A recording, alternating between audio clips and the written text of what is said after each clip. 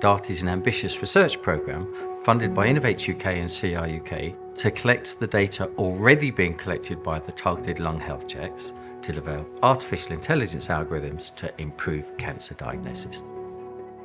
Lung cancer, when it presents with symptoms, unfortunately often can be at a later stage, and at that time treatment could be much more challenging. So by diagnosing them at an early stage, so stage 1 and 2, the more effective treatments are much more accessible, and those other treatments that involve chemotherapy are often more easy to give.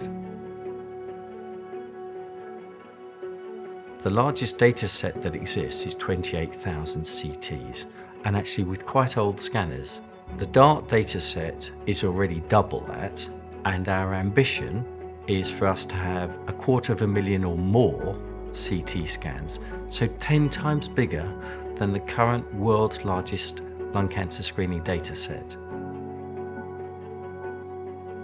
What it has enabled is that collaborative approach of bringing the different teams together to pull the imaging and the data and then try to think, okay, how can we improve the decision making that the radiologists are making and potential for trying to predict the different outcomes for the different groups of patients.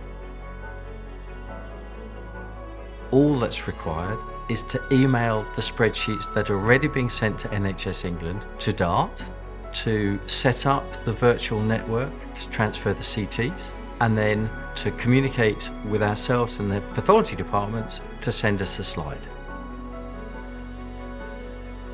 We work with the principal investigator at each site, with the R&D team and with governance teams to set up all the ethical and governance approvals, and then working with the technical teams to ensure that the practical transfer of data is as smooth and as easy as possible.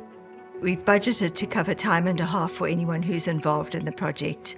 We also pay any of the costs involved in identifying and shipping the slides to DART. From a clinical point of view, it's been really straightforward. If there have been issues around image transfer, the DART team have been very proactive.